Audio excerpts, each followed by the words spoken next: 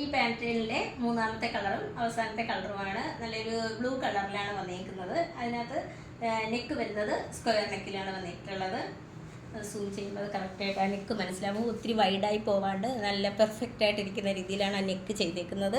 അതുപോലെ ഇതിനകത്ത് ഒരു പൈപ്പിംഗ്, ഒരു പിസ്ത ഗ്രീൻ കളറിൻ്റെ. അപ്പോൾ നമുക്ക് നല്ല കോൺട്രാസ്റ്റ് ആയിട്ട് നമുക്ക് ദുപ്പട്ടയും ബോട്ടോ ഒക്കെ നമുക്ക് ഇതിനകത്ത് വെയർ ചെയ്യാൻ പറ്റും.